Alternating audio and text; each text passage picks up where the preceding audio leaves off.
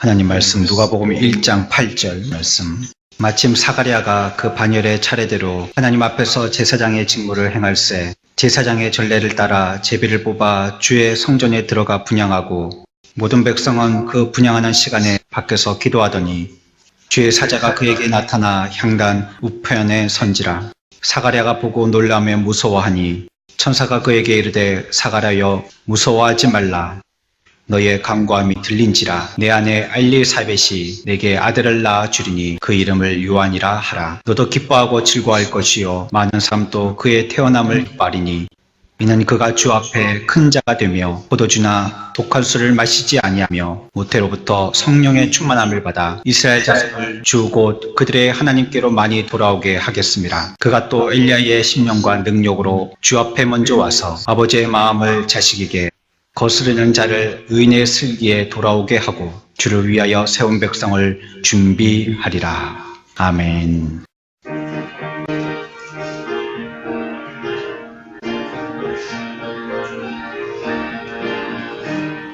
세상 모든 풍파너를 흔들어 악한 마음 낙심하게 될 때에 내어주신 주의 복을 세어라. 주의 크신 복을 내가 알리라. 받은 복을 세어보아라. 크신 복을 내가 알리라. 받은 복을 세어보아라. 크신 복을 내가 알리라.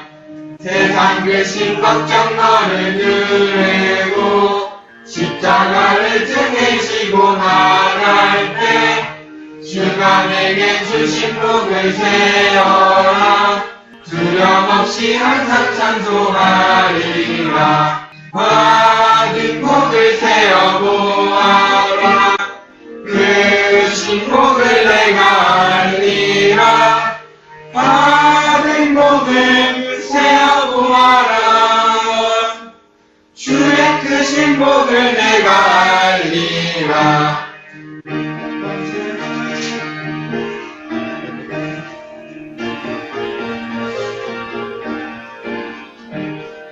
세상 권세 너의 앞길 막을 때 주만 믿고 낙심하지 말아라. 천사들이 너를 보호하리니 염려 없이 옆만 보고 나가라. 받은 복을 세어보아라. 크신 복을 내가 알리라. 받은 복을 세어보아라. 주의 크신 복을 내가 알리라.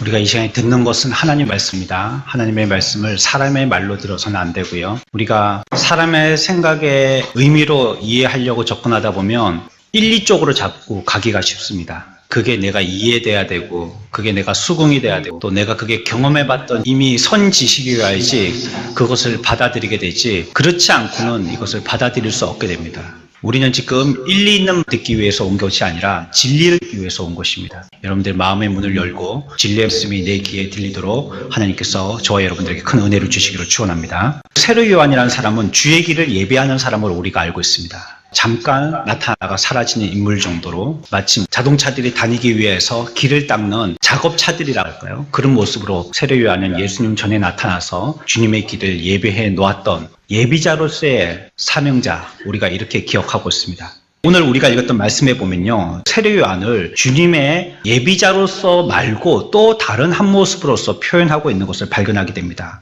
뭐라고 성경은 얘기하고 있냐면 17절 끝에 보면요, 주를 위하여 세움을 준비하리라 라고 얘기하고 있습니다. 누굴 얘기하는 거냐면 세례 요한을 얘기하는 것입니다. 세례 요한을 일컬을 때에 그 사람이 하는 역할이 주를 위해서 세운 백성을 준비하는 자라는 것입니다.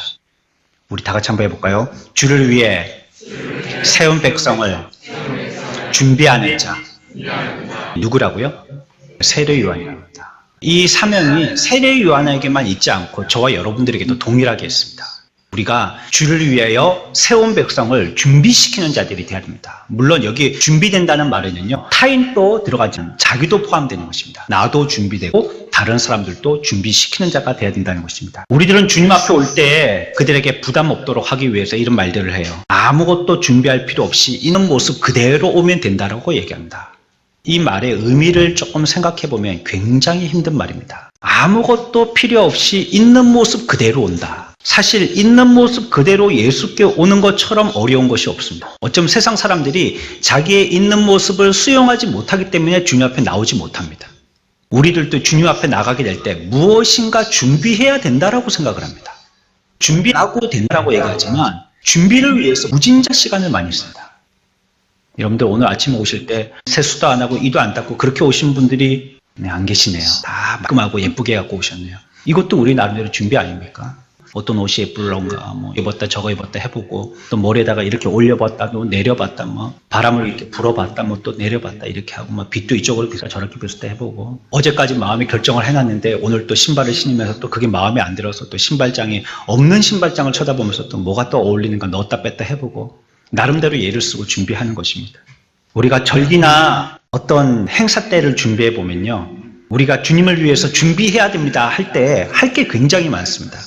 기도로도 준비해야 되고 마음으로도 준비해야 되고 뭐 외형으로도 준비해야 되고 이렇게 준비할 것들이 많아요. 그러면서 그것을 위해서 애씁니다. 준비하지 말고 오라고 그러면 어떻게 해야 될지를 모르는 거예요. 그냥 오라고 하면 뭐 어떻게 해야 할지를 모르는 것입니다. 오히려 우리의 마음에는 주님 앞에 나오니까 단단히 준비해서 나가야 된다고 생각을 하는 것이죠. 여기에 대해서 우리가 조금 풀고 가야 되겠는데요. 우리가 주님 앞에서 합당한 자세로 준비되어 있다는 것이 과연 뭘까요? 어떤 게 준비되어 있는 것일까요? 거울 보고 아름다운 모습을 갖추고 있다고 이게 정말 준비된 것일까요? 내가 오랫동안 시간을 많이 두고 애써서 노력한 이런 것들이 하나님 앞에서 준비된 모습일까요? 하나님은 진짜 그걸 준비로 인정하실까요? 우리가 참으로 준비할 것은요, 내가 본성적으로 악하다는 거요. 또 나는 무기력하다는 거요. 그리고 우리의 삶은 그리스도가 가장 중요하다는 것을 여기는 것입니다. 그것이 우리에게 가장 필요한 준비입니다. 하나님은 우리가 고개도 들 수 없을 너무나도 극진하시고 무궁하신 만주의 주님이심을 아는 것. 이게 하나님 앞에 나와서 해야 될 우리의 마음의 가장 중요한 준비입니다. 이것을 준비하지 못했다면 아무리 왕이 입는 그런 옷을 입고 나온다고 할지라도 그게 별로 그렇게 준비된 것이 아닙니다. 이게 그리스도께 나오는 진정한 마음입니다. 진실된 마음입니다. 성경은 그래서 했어요. 예수님께서 말씀을 전하러 다닐 때에 아는 척하면서 콩나라 판나라 장이다 멍이다 하면서 훈수 또는 바리새인과 서기관들을 이끌어서 너희들은 회칠한 무덤과 같다 했어요. 바리새인과 서기관들의 모습이 그거 같다는 거예요. 겉은 번지르한데 안에는 시체가 들어가 썩은 것처럼 바르게 신앙으로서의 삶을 살고 있지 못하다는 것을 꼬집고 있는 것입니다. 겉만 번지르하다는 거죠. 빈수레라는 것입니다. 우리가 준비해야 될 것이 이와 같이 회칠한 무덤이 되어서는 안 될 것입니다. 진실로 준비된 자로서 주님 앞에 나가야 될 것이지 참 준비할 것은 준비하지 못한 채 우리의 겉모습만 치장하고 준비한다면 그거는 정말 우리가 준비된 것인지 자기 스스로를 다시 한번 고민해 봐야 될 것입니다. 과연 주님이 중요하게 생각하는 준비라는 것이 무엇인지 생각해 보는 시간이 되었으면 좋겠습니다. 이것이 요한의 임무이면서 동시에 우리의 임무입니다. 준비하는 자, 준비시키는 자랍니다. 나를 준비시키고 사람들을 준비하게 하고 준비된 자가 되는 것입니다. 그게 우리의 사명입니다. 그래서 이 준비를 위해서 요한이 그렇게 강구했고 또 하나님께서 약속하시고 또 그와 함께 하시리라 하게 하신 주의 성령이 필요했던 것이죠. 자기 혼자 준비할 수 없으니까 돕는 자가 필요했던 것입니다. 그리고요, 오늘 말씀을 보면 그 준비를 위해서 그 사람들을 어떻게 해야 되는가를 설명하고 있습니다. 그 시대에 종교적으로 타성에 젖어 있는 사람들의 생각을 바꾸었습니다. 이게 그들을 준비시킨 것입니다. 생각을 바꾼 것입니다. 이전에 우리가 영적인 생각이라는 주제를 가지고 한참 동안 설교한 적이 있었습니다. 여러분들 기억나십니까? 여러분들이 말씀을 들으면서 어려워하셨죠? 우리는 계속 하늘에 대해서 생각해야 된다고 했습니다. 오늘날에 예수 믿는 사람들이 말씀을 통하여서 적용시키기를 전부 다 땅의 것으로서 적용시킵니다. 목사는 계속 땅의 것만 얘기하죠. 복받아라, 건강해라, 성공해라, 승진해라, 뭐 부자 되라, 대박나라 이런 것만 계속 얘기하니까 성도들이 듣기를 그런 걸 듣다 보니까 보기를 땅만 봅니다. 땅에서 대박도 나는 거고 성공도 하는 거고 뭐 건강도 해지는 거고 전부 다 땅의 거니까 땅만 보게 되는 것입니다. 우리는 어떻게 된다고 그랬죠? 영의 생각을 해야 된다고 그랬습니다. 우리가 영원히 살 것은요, 하늘나라지. 이곳은 잠시 지나가는 경유지입니다. 여기에 미련을 둔 사람은 어리석은 사람입니다. 하늘을 자꾸 생각해야 되죠. 교회에서 어떤 말이 자꾸 나와야 됩니까? 하늘에 대해서, 하늘을 보게 하는 말을 자꾸 해야 됩니다. 하늘을 사모하게 하고, 하늘의 신령한 것들을 마음에 그리게 하고, 그것이 기대가 되어서 빨리 가고 싶어야 하고, 또 그 기준이 무엇인지 하늘의 기준대로 살려고 자꾸 제시하고, 이런 것들이 교회를 통해서 제시돼야 되는 거죠. 우리의 생각이 바뀌어야 하는 것입니다. 세례 요한은 약대 토롯을 입고 허리에는 가죽들을 띤 선지자라고 얘기하고 있습니다. 그리고 그는 하나님의 말씀을 따라서 진리를 선포했습니다. 하지만 사람들이 모였을 때 그 사람들이 듣기 좋아하는 호기심 가는 그 주제를 가지고 얘기하지 않았습니다. 불의 진리를 전파했죠. 그들이 감당하기 싫은 것, 감당하기 어려운 것. 여기에 예민하게 반응한 자들이 앞에서 말씀드린 바리새인과 서기관들이었습니다. 자기들이 알고 있는 지식과 부딪혔기 때문이죠. 그래서 그들에게 진리를 통해서 뭘 하려고 요한이 이런 작업을 했느냐? 왜 자꾸 진리를 그들에게 액면 그대로 선포했을까요? 뭐 하게 하려고요? 생각을 바꾸게 하려고요. 그들의 생각이 지금 종교적인 타성에 묻혀있어요. 이 사람이 하나님을 믿는 사람들이라든지 그리스도인들이 되어 있지 못하고 그냥 종교인들이 된 것입니다. 여러분들은 여러분들의 자신에 대해서 깊이 있게 생각하십니까? TV나 요즘에 스마트폰이 안 좋은 이유가요, 사람들의 생각이 없게 만들어요. 그냥 보여주는 대로 따라하게 합니다. 요즘에는 뭐 네이버에 찾아보지도 않죠. 전부 다 유튜브에 찾아보죠. 다 보게 하고 가르쳐주고 그거 보는 대로 하면 똑같이 되니까 생각할 필요가 없는 것입니다. 오늘날에는 생각이 마비되어진 시대에 살고 있습니다. 살고 있는 것 같지만 아무도 살아있는 것 같지 않아요. 이거는 과학적으로 검증된 겁니다. 스마트폰만 계속 보고 있는 어린아이의 뇌파를 검증해 봤더니 화면은 엄청나게 빨리 한 카트 한 카트가 움직이는데 뇌는 움직이지 않더라는 거예요. 엊그저께 한 분하고 같이 밤에 식사하러 어디 식당을 갔는데요. 젊은 애기 엄마들, 애기 뭐 해봤자 3살, 4살 무슨 모임을 하셨나 봐요. 거기서 이제 식사 모임을 하고 있더라고요. 엄마들끼리는 한 6, 7명 한 테이블 앉았고 이제 애들은 애들끼리 옆에 한 테이블 또 앉혀놨죠. 방바닥인데 앉아가지고 조용히 뭐 이렇게 먹고 있었어요. 엄마들이 하나같이 애들 손에 뭘 쥐어줬겠어요? 다 스마트폰을 쥐어준 겁니다. 지금 애 바보 만들고 있는 겁니다. 엄마가. 애 멍청이 만들고 있는 겁니다. 이 아이들이 빨리 지나가는 그림을 보고 많은 생각을 할 것 같지만요, 한 개도 생각이 되지 않습니다. 그냥 머리는 멈춰 있습니다. 오늘날 그리스도인이 스마트폰에 취해 있는 것처럼 생각하려고 하지 않으면 안 될 것입니다. 생각을 하지 않아요. 자기 자신에 대해서 생각하지 않는 것입니다. 우리 앞에 먼저 간 자들의 죽음 앞에서 자기가 그 영정의 사진이 될 거라고 생각하지 않는 겁니다. 아무도 죽을 거라고 생각하지 않는 겁니다. 그게 남의 일처럼 생각되는 거예요. 여러분들이 재정의 잔고가 동그라미가 한 개 없어질 때마다 거기에 관심들이 굉장히 많아지시죠. 이래갖고 내가 요번 한 달 살겠나, 이거 빵꾸 나는 게 아니에요. 어디 이거 뭐 대출을 받아야 되니까 굉장히 관심이 많으시죠. 올 한해 뭐 연봉이 올랐나 내렸나, 뭐 봉급이 올랐나 내렸나, 일당이 올랐나 내렸나 굉장히 관심이 많으시죠. 우리의 영적인 상태에 대해서 그만큼 관심이 있냐는 말입니다. 여러분들이 마지막으로 신앙에 대해서 진지하게 생각해 본 때가 언제입니까? 내가 지금 어떻게 믿음 생활을 하고 있는지, 어딜 향해서 가고 있는지, 내가 지금 상태는 산을 등산한다고 치면 몇 분 능선 정도 올라와 있는지, 아니면 그냥 약수터에서 출발도 못하고 약수물이나 먹고 거기서 줄넘기나 하고 쉬고 있는지, 마지막으로 내 영적인 상태를 점검했던 그 생각했던 때가 과연 언제냐 말이에요. 근심 걱정했던 거 말고. 믿음은 생각의 문제입니다. 내가 어떤 생각을 가졌냐가 똑같은 현상을 전혀 다르게 보게 됩니다. 세상 사람들은 돈 버는 게 최고고, 건강한 게 최고고, 뭐 자녀들 잘 되는 게 최고고, 그렇지 않습니까? 그리고 또 뭐 갑자기 사고 나서 죽거나 병들어서 죽거나 뭐 어떻게 죽고 그러면 그걸 불쌍하다고 생각하는 겁니다.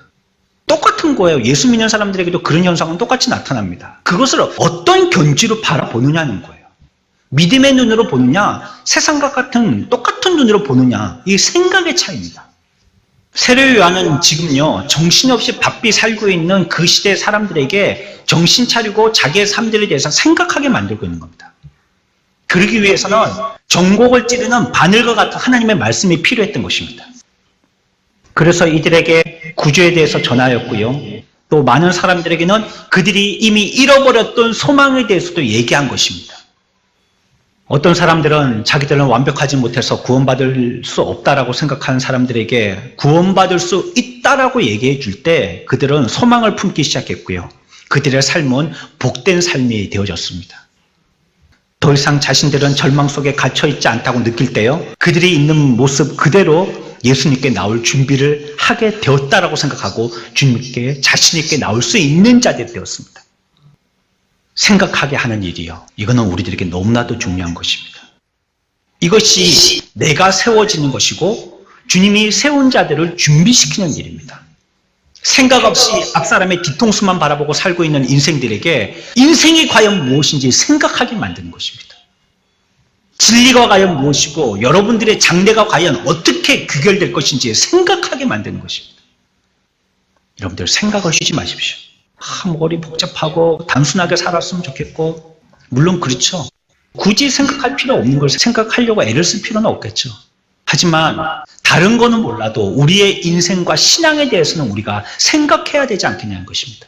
그냥 앞사람이 간다고 마냥 따라가기만 해서 되겠냐는 거예요. 사람들이 진정 은혜를 기대할 때요. 하나님께서는 그들에게 은혜를 주셨어요. 왜? 그 마음에 그랬으면 하는 기대와 생각들이 있었기 때문에. 여러분들이 어떤 생각을 가지고 대하느냐에 따라서 그것이 보이고 그것이 잡힙니다. 만약에 여러분들이 목양실에 목사님의 흠이 없는가, 흰머리가 많다, 이런 거다. 주름이 많다, 이런 거다. 나이에 안 맞게 옷을 입는다, 하거나 책상이 더럽다. 꽃두리를 잡으려고 목양실에 왔어요. 그러면 기가 막히게 그게 보입니다. 그 생각을 하고 있기 때문에. 오늘 목사님 옷트리 한 개 잡아가지고 좀 놀려야 되겠다 하고 딱 오면 그게 보이는 겁니다. 아이고 그래 목사님이 어째 그래 머리가 팥뿌리가 됐습니까 예? 좀 염색을 하시죠 그런 거 보이고요. 목사님이 지금 애예요 그런 옷을 입고 그런 게 보이고요. 책상 좀 닦고 좀 공부 좀 하세요 그런 게 보이고 그런 거 흠을 잡으려고 들이대면 다 보인다는 거예요. 여전히 우리가 성경을 끼고 교회 오고 있지만 세상에 살 때에 성경을 도외시하고요. 세상에서 어떻게 돈벌이를 할까? 어떻게 명예를 취할까? 어떻게 욕심을 부릴까? 어떻게 건강하게만 살까? 이것만 생각하면요. 그것만 보이게 된다는 거예요. 생각하면 그 길로 가게 됩니다. 자동적으로. 아무리 부인해도 그렇게 따라 살게 되는 것입니다. 요한은 많은 일들을 마태복음에서 했다라고 얘기하고 있어요. 3장 2절을 보면 회개하라 천국이 가까워 왔느니라 하였습니다. 누가복음 3장 9절에는요. 이미 도끼가 나무 풀에 놓였으니 좋은 열매 맺지 아니하는 나무마다 찍혀 불에 던져지리라 했습니다. 3장 17절에는요. 손에 키를 들고 자기의 타작마당을 정하게 하사 알곡은 모아 곡간에 들이고 쭉정이는 꺼지지 않은 불에 태우시리라 라고 말씀하셨어요. 뭘 말씀하시는 거죠? 현재를 생각하라는 거예요.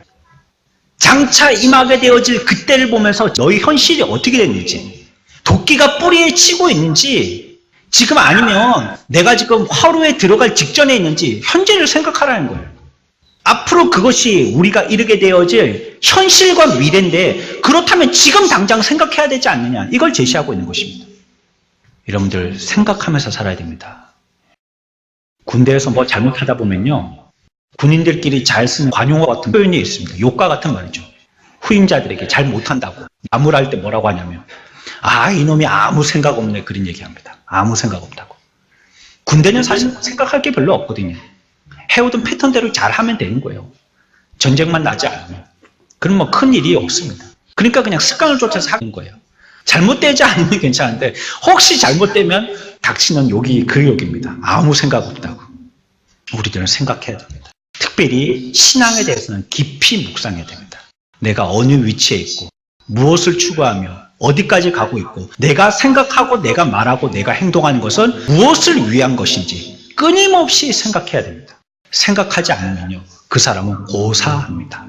말라 죽고 말아요. 두 번째요. 요한이 그리스도를 위해 사람들의 양심을 깨웠습니다. 준비시킨 게 무엇이냐? 그들의 양심을 일깨운 것입니다. 요한이 끊임없이 반복했던 말들이 있습니다. 무엇이죠? 뭐 하라고 얘기했죠? 회개하라는 것입니다. 회개하라. 죄에 대해서 그 양심을 일깨운 것입니다. 그 외에는요, 다른 설교보다도 회개를 많이 설교해야 됩니다. 근데 또 회개 설교만큼 듣기 어려운 설교가 없죠. 네 죄인이다 그 말이니까. 네 죄를 고백해라 그 말이니까. 그 말처럼 듣기 싫은 말이 없습니다. 사람들의 마음에 죄의식을 일깨워줘야 되는 거예요. 그게 교회의 할 일입니다. 그래야지 그들이 그 죄의식 때문에 주님께 찾아오더라는 거예요. 여러분들은 은혜의 사람입니다. 복의 사람입니다. 잘 될 것입니다. 걱정 마십시오. 염려 마십시오. 하나님께서 늘 동행해 주셔가지고 앞에 꽃길만이 있을 것입니다. 누워도 앉아도 이리 봐도 저리 봐도 온 천지가 복입니다. 그 사람이 언제 하나님 보겠어요? 하나님 앞에 그렇게 안달복달 할 이유가 없는 겁니다. 가만히 있어도 복이라는데 뭐. 자기에게 구주가 필요하다는 사실을 인지하지 못하는 사람들은요, 절대 구주 앞에 나오지 않습니다. 내게 구주가 필요하다는 걸 아는 사람이 구주 앞에 나옵니다. 근데 그 사람이 어떤 사람이냐? 죄를 깨달은 사람이라는 거예요. 그럼 죄는 어떻게 깨닫느냐? 회개를 요청해야지 깨닫게 되는 것입니다. 회개를 얘기하지 않는데 어떻게 죄를 깨달아요? 그 사람이 어떻게 구주를 만나냐는 겁니다. 교회에서 설교할 때 그 사람에게 죄를 지적하는 것은요, 당신 잘못했으니까 조용히 그냥 찌그러져 있어 이런 뜻이 아닙니다. 주님 앞에 나오라는 것이에요. 주님 앞에. 죄가 드러났으니 하나님 앞에 회개하고 구주를 만나기 위해서 주님 앞에 나오라는 것입니다. 엄마가 여러분들 잘못한다고 손바닥 때릴 때 여러분들 어릴 때 기억나시죠? 아빠 엄마가 때릴 때 용려시고 때려가지고 뭐 손목대기를 부러뜨려야지 이렇게 때리는 부모가 있나요? 발모가지를 부러뜨려야지 이렇게 때리는 부모가 있나요? 강도는 각이나 약이 있을 수 있지만 뜻은 하나예요. 수정하고 고쳐서 좋은 사람 되라는 것입니다. 그게 뭐 때려가지고 발목대기 부러뜨리려고 때리는 부모가 어떻게 해서 정신병자 말고는. 왜 교회에서 그와 같은 설교가 나와야 됩니까? 왜 회개가 전파돼야 됩니까? 구주 앞에 오라는 것입니다. 구주 앞에. 요한은 이 일을 했어요. 그들이 보지 아니하려고 하고 못 봤던 죄를 보게 만들었단 말이에요. 자꾸. 양심을 일깨워야만 삶의 변화가 일어나는 것입니다.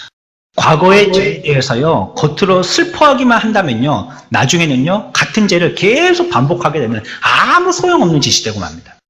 회개했다면 회개에 합당한 열매를 맺어야 되는 것이에요. 잘못했어요 해놓고 똑같이 잘못해요. 그러면 그건 부모를 놀리는 거죠. 다시는 안 그렇게 해놓고 또 했어요. 그럼 부모님의 말은 저한테 전혀 영향력이 없습니다. 이런 뜻 아니겠어요? 부모님은 더 화나죠. 그런 말에. 그런 행동에. 우리가 주님 앞에 삶의 변화를 추구하려면 죄를 자복하고 내 삶의 패턴을 바꿔버려야 되는 것입니다. 그게 회개에 합당한 열매입니다.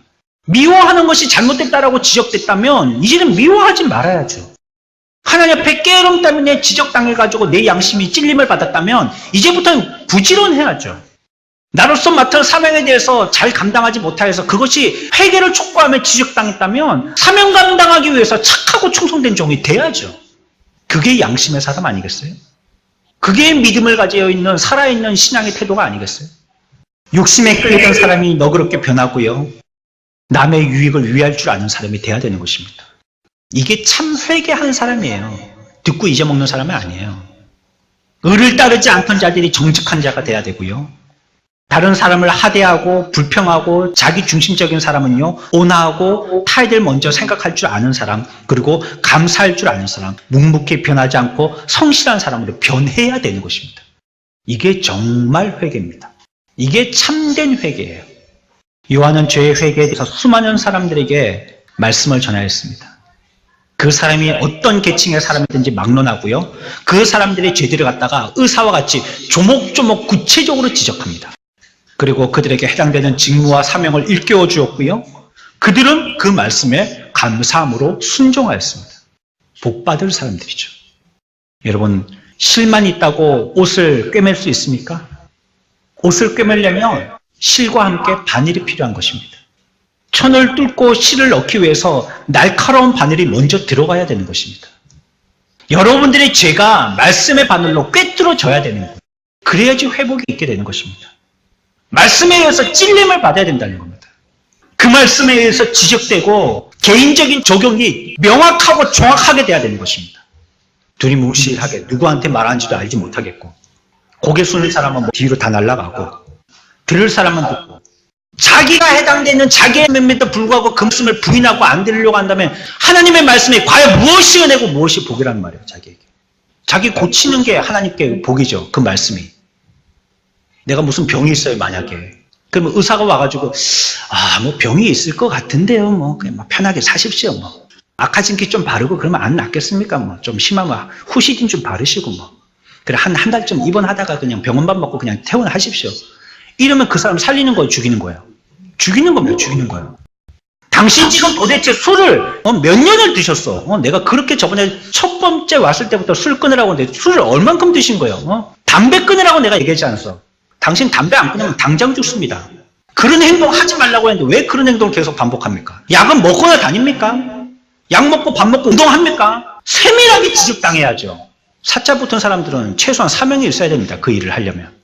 교회에서 우리가 그러려고 오는 거 아닙니까? 이게 뭐 누구한테 전하는 말씀인지 이게 내 말인지 이거 아니면 좋겠고 목사님 어찌 알았지? 누가 또 일러줬지? 자기도 좀 수근수근 거리고 다시는 말 안 할란다 막 이러고 그럼 교회 뭐 하려고 나오는 거예요? 하나님의 말씀 앞에서 자기의 죄가 지적되고 회개되지 않을 것 같으면 교회 뭐 하려고 나오는 거예요? 그것은 마치 눈뜬 장님과 같은 것이에요. 들어도 자기에게 어떻게 해당되지 못하는 것은요 장님과 같은 것입니다.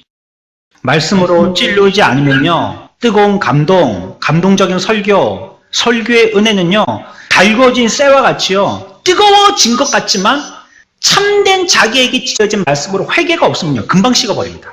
온데간데 없어져요. 기억도 나지 않습니다. 그렇게 불처럼 뜨거웠는데 죄를 지적해도 그 죄가 회개되지 않으니까 계속 반복되는 죄를 짓고 있는 것입니다. 그리고 그 죄를 갖다가 모든 말씀에서 고개 요리조리 피해가면서 다 피해버리는 것입니다. 그렇게 뜨거웠지만 또 그렇게 차가워지기도 하는 것입니다. 주님을 위해서 세운 백성들을 준비하고자 하는 설교자는요 사명으로 도끼를 들고 있어야 됩니다. 나무를 찍을 준비를 하고 있어야 됩니다. 분명하고 정확하게 죄를 지적해 줘야 됩니다. 목사의 사명입니다. 물론 예배를 마칠 때 축도합니다. 복을 비는 게 목사의 사명이기도 해요. 하지만 그들이 시름시름 죽어가고 있는데 그것을 바라보는 것은 목사의 사명이 아닙니다. 당신 뭐 때문에 죽고 있다고 얘기해 줘야 되는 거예요. 그것은 자기의 오랜 수금과 같은 실마리가 풀리는 것입니다. 열매태를 갖다가 자기의 병이 무슨 병인지 알지 못하고 혈병 여인과 같이 온 재산을 갖다가 탕진해가면서 부끄러움을 탈로내면서 자기의 병을 고치려고 했던 것처럼 예수님 옷자락을 만지니까요 그냥 피해 근원이 마르고 깨끗하게 씻음받게 됐어요.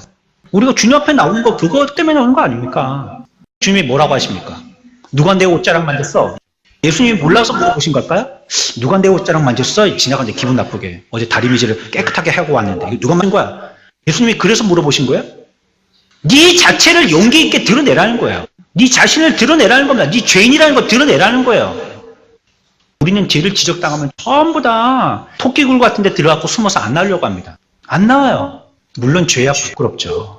암론과 같이 주님 앞에 들어서는 게 너무나도 부끄럽고 수치스럽죠. 하지만 우리는 모두 죄인입니다. 저나 여러분이나 모두 숨길 수 없는 죄를 갖고 있는 죄인 덩어리들입니다. 어떻게 이 문제를 해결하겠어요? 구주 주님밖에 해결할 수가 없는데 우리가 우리의 죄를 탈로내고 용서하고 용서를 받기 위해서 회개하지 않으면요 이 문제는 해결받을 수가 없는 것입니다. 묻어서 해결할 문제가 아니라는 말이에요. 바늘과 같이 여러분들의 죄가 말씀으로 찔려질 때 즉시 여러분들 토해내십시오. 그렇습니다. 내가 죄인입니다. 하나님. 우리가 지난 오후 시간에 배웠죠? 그래서 우리의 입으로 뭐라고 얘기한다고 했어요? 찬성합니다. 그 말씀이 맞다고요. 아멘 한다고 했어요. 아멘이 그 뜻입니다. 진실로 진실로 그게 아멘이라는 뜻이 되죠. 그 말씀 맞습니다. 내가 죽일 놈이고 내가 나쁜 놈입니다. 내가 죄인입니다. 내가 그거 말씀하신 그대로 제 말입니다. 이게. 그 사람이 은혜 받은 겁니다. 세 번째로 요한이 친 건요. 신앙의 성격입니다. 첫 번째 뭘 지적했어요? 생각하라고. 그게 준비시키는 거였어요. 두 번째가 뭐예요? 양심을 찔른 거예요. 그게 준비시키는 겁니다. 하나님의 백성으로서. 세 번째는요. 신앙의 성격입니다. 이걸 지적합니다. 요한이 설교하자마자요. 혈통에 대해서 자만심이 가득 찼던 유대인들이 총공세를 합니다. 그래서 요한이 그들을 향해서 뭐라고 말씀하시냐? 3장 8절에 그렇게 얘기하십니다. 속으로 아브라함이 우리 조상이라 말하지 말라. 내가 너에게 이르노니 하나님이 이 돌들로도 아브라함의 자손이 되게 하시리라 라고 얘기합니다. 너희들이 뭐 아브라함의 자손이라고? 하나님은 돌 갖고도 자손 만들 수 있어. 이렇게 얘기하시는 거예요. 혈통 자랑하지 말란 말입니다. 이력 자랑하지 말라는 거예요. 스스로 하나님의 거룩한 백성이라고 자기는 구원받은 백성이라고 아브라함이 우리의 조상이라고 그런 거 갖고 의시되지 말라는 것입니다. 모태신앙이라고 얘기하시는 분 있죠? 귀한 분들입니다. 또 인생이 신앙생활입니다 라고 얘기하시는 분들도 있습니다. 하지만 여기에 너무 과한 의미를 부여해서는 안 됩니다. 어쩜 우리들은 그런 생각에 근거해서 자신을 떨쳐내야 될 것입니다. 어떤 외적인 특권을 지녔다 해도요, 그것이 여러분들의 구원을 절대 보장해 주지 못합니다. 진정한 신앙이라는 것은 절대 위선이 아닙니다. 신앙생활을 잘할수록 겉과 속이 똑같아져요. 그것이 마치 유리옷을 입은 것처럼요, 겉을 보나 속을 보나 똑같은 사람이 돼요. 근데 그 사람이 자꾸 거짓되게 되어질수록 어떻게 되느냐, 겉하고 속하고 달라져요. 말은 그렇게 하는데 행동은 그렇게 해요. 그 사람 앞에서는 이렇게 했는데 저 사람 앞에서는 저렇게 해요. 그러겠다고 약속해놓고 지키지를 않아요. 진실로 가지 않는 겁니다. 반대로 가고 있는 겁니다, 지금. 요한은요, 바리새인과 서기관들을 갖다가 욕할 때 뭐라고 했어요? 이 독사의 새끼들아 했어요. 독사는요, 우리나라의 표현대로 하면요, 개입니다, 개. 야이 설교시는 이렇게 할 수는 없죠. 그거 얘기한 겁니다, 그거. 그 욕을 누가 했다고요? 예수님이 지금 한 거예요, 예수님이. 누구한테? 바리새인과 서기관들한테. 얼마나 그들을 경멸하셨는지 몰라요. 신앙이란 그저 종교적인 차원에서 머물러 있는 게 아니라는 거예요. 성경에서는 뭐라고 표현하죠? 옷을 길게 하거나 큰 거리 어귀에 서서 오랫동안 기도하고, 그게 신앙이 아니라는 말입니다. 아니, 성경책 끼고 교회만 왔다 갔지 열심히 다닌다고 신앙생활 하는 게 아니라는 거예요. 오늘날 그래서 한국교회가 요모양 요꼴이 됐지 않습니까? 사람은 바뀌려고 하지 않는 거예요. 한국의 오랜 전통부터 내려온 종교가요, 치정의 종교입니다. 지성이면 감천이라고 이런 말 있죠. 열심히만 하면 구보 살펴주실 거라는 거예요. 그게 기독교에 그대로 스며있어요. 열심히 기도하고 열심히 일하고 열심히 예배드립니다. 하지만 세상에 나가면 절대 자기는 바뀌지 않습니다. 말씀 가지고 사기치고요, 말씀 가지고 지혜로운 자가 돼가지고 투기하고요, 조작하고요, 전부 다 그런 거 합니다. 예수 믿는 사람이 똑똑해져가지고 사람이 안 바뀐 겁니다. 이게 지금 바리새인과 서기관들이 욕먹고 있는 이유입니다. 종교적인 어떤 행위, 종교적인 차원, 그것이 신앙이라고 굳게 믿고 있었던 겁니다. 이들은 그렇게 하면 잘 믿는 거라고 생각했던 거예요. 끌리는 옷을 입고 방울 달린 옷을 입고 옷깃에 말씀을 붙들고 머리에도 이마에다가도 말씀을 말아서 달고 다니고 뒷사람이 앞사람을 바라보면서 그 앞사람의 옷깃에 써있는 하나님의 말씀을 이렇게 읽을 수 있도록 그런 글을 갖다가 술을 넣어서 다니고, 이러면 그걸 예수 잘 믿는 거라고 생각했다는 거예요. 공회 앞에서 많은 사람들 앞에서 아주 거룩한 말들, 성경에 있는 높은 진리의 말씀들을 갖다가 유창하게 해설해내고, 그러면 그걸 예수 잘 믿는 걸로 생각을 했다는 거예요. 근데 그들에게 향하였던 예수님의 대답은 이 독사 새끼들 아닙니다. 구원은요, 마음의 완전한 변화가 있어야 되는 것입니다. 우리가 하늘나라 가려면 어떻게 해요? 돈으로도 못 가요, 하나님 나라. 얼굴 예뻐도 못 가요, 하나님 나라. 뭐 건강해도 못 가요. 무엇나면 가는 나라? 거듭나면 가는 나라라는 거예요. 거듭났다는 것이 우리가 생각할 때에 하나님의 백성으로서 하나님의 진리를 알고 새롭게 깨달아졌다는 의미로만 생각할 것이 아니라 우리의 삶이 변화돼야 된다는 것입니다. 거듭은 났어요, 그래. 천국인 있고 예수 그리스도가 구준 걸 인정했어요. 시인했어요. 삶은 안 변해요. 그 삶은 거듭 안 났어요. 죄송하지만. 삶의 태도에서는 거듭 안 났다는 말입니다. 구원받지 않았다는 말이 아니라. 그게 완전히 거듭남이 아니라는 겁니다. 거듭났다는 거는 새롭게 태어나는 거 얘기하잖아요. 엄마 뱃속에서 애가 나왔는데 막 쭈글쭈글하고 막 머리가 흰머리가 나 있고 막 수염이 나 있고 이런 애가 태어나나요? 그 징그러워서 어떻게 그런 애를 받아요? 새롭게 태어났다는 것은 말끔한 애가 나오는 겁니다. 깨끗한 애가, 뽀송뽀송한 애가 나오는 것입니다. 우리가 거듭났다는 게 그런 의미입니다. 왜 삶의 변화가 없냐는 말이죠. 생활의 태도가 변화가 있어야 될 거 아니겠어요? 영적이고 육적 면에서 새로워져야 된다는 것입니다. 과거에 내가 세상에서 잘났다고 자랑하지 마십시오. 우리의 자랑은요, 나의 연약한 뿐이라고 바울은 얘기하고 있습니다.